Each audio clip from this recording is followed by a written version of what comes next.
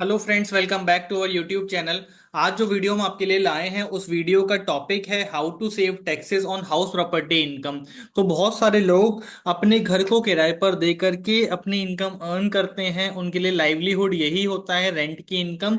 तो उसमें वो कैसे टैक्स बचा सकते हैं, आज की वीडियो में हम डिस्कस करने वाले हैं। चलिए वीडियो को शुरू करते हैं। House property income refers to the income earn from renting a property और डीम्ड टू बी रेंटेड। तो आप अगर घर हाउस प्रॉपर्टी रेंट पर दे रहे हैं, वो भी हाउस प्रॉपर्टी की इनकम है। साथ के साथ deemed to be rented, deemed to be rented का मतलब क्या होता है? अगर आपके पास ज्यादा घर होते हैं तो आपको लिमिट है कि आप दो ही घर को सेल्फ ऑक्यूपाइड रख सकते हो।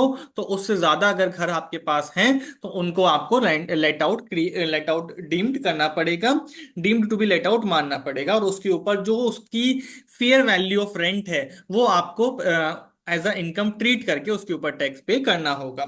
Tax payers can optimize their tax saving by making use of deductions exemptions available under the income tax act.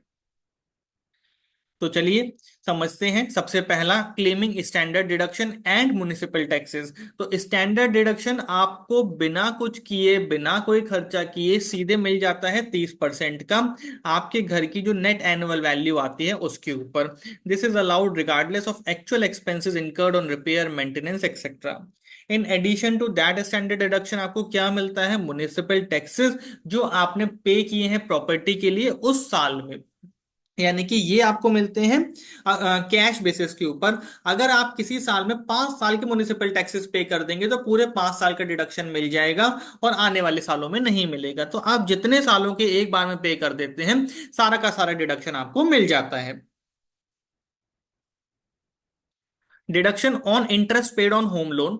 आप अगर होम लोन लिए हुए हैं तो उसके ऊपर आप जो इंटरेस्ट पे करते हैं वो उसका भी डिडक्शन मिलता है। सेक्शन 24 सबसेक्शन बी में it allows a deduction of up to ₹2 lakh अगर हाउस प्रॉपर्टी सेल्फ ऑक्यूपाइड है।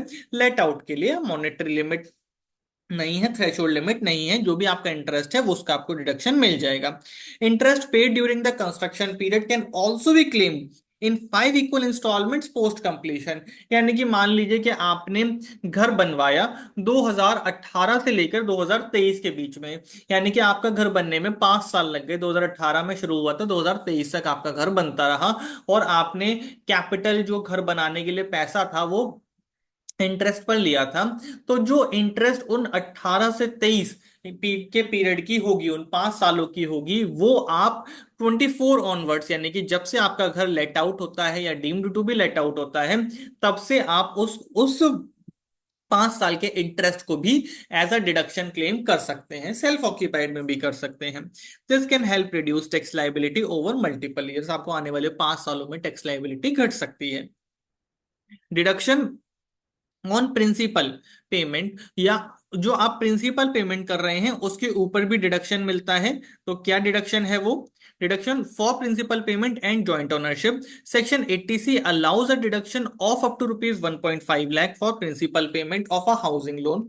तो आपने अगर घर का लोन लिया है तो उस पर 1.5 लाख रुपए तक का आपको डिडक्शन मिल जाएगा जो प्रिंसिपल आप प्रीपे कर रहे हैं।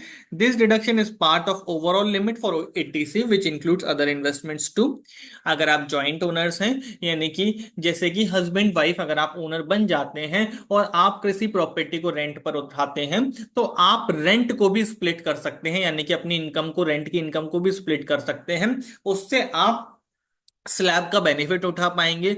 मान लीजिए कि आपने कोई घर को रेंट पर दिया है 70,000 रुपीज, 70,000 रुपये महीने पर। तो आपकी साल की इनकम बनती है 8,40,000 रुपये। अभी हम 30% वाले कंसीडर नहीं किया। 8,40,000 रुपये, तो अगर आप सिर्फ एक आदमी के हाथों में उस इनकम को टैक्सेबल करेंगे तो उसके ऊपर टैक्स पे करना पड़ जाएगा। लेकिन अगर वही केस ज्वाइंट ओनरशिप का होता, 50-50% होता, तो 420-420 दोनों के हैंड्स में इनकम टैक्सेबल होती और दोनों ही इनकम टैक्स से बच जाते। Both co owners must be co borrowers to claim tax benefit. Co borrowers अगर इंटरेस्ट का बेनिफिट लेना चाहते हैं तो।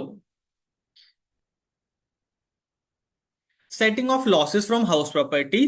तो ये एक बहुत ही अच्छी चीज है। अगर आपको हाउस प्रॉपर्टी से लॉस हो रहा है, लॉस का मतलब क्या होता है, जो इंटरेस्ट आप घटा रहे थे वो पूरा का पूरा एब्जॉर्ब नहीं हो पाया, यानी कि इनकम 100 रुपए थी और इंटरेस्ट 150 रुपए था, तो 50 रुपए का इंटरेस्ट अनएडजस्टेड बच जाएगा, उसे क्या बोलते हैं, लॉस फ्रॉम हाउस प्रॉपर्टी। तो आप उसको कैरी फॉरवर्ड कर सकते हैं आने वाले सालों में और फिर उसको सेट ऑफ कर सकते हैं। सेट ऑफ कैरी फॉरवर्ड क्या होता है, किस किस इनकम के ऊपर, किस किस लॉस के ऊपर एप्लीकेबल होता है, उसके ऊपर हमने एक सेपरेट वीडियो बनाई है। आप उस वीडियो का लिंक हम आई बटन डिस्क्रिप्शन में डाल देंगे, उस वीडियो को आप देख सकते हैं। If interest deduction exceeds the rental income, a loss from house property can be claimed. This loss can be set off against the other heads of income, reducing the overall tax liability. If you own more than one house property, one of them will be treated as deemed to be let out.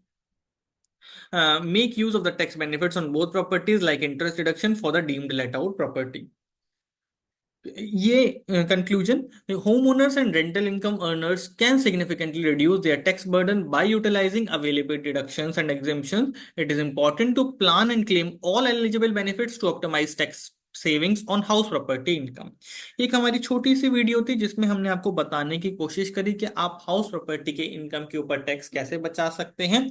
आप हमारे channel @personal tax को subscribe कर सकते हैं, साथ के साथ हमें कमेंट्स में बता सकते हैं कि आप हमसे और किन टॉपिक्स के ऊपर वीडियोस चाहते हैं। Thank you very much.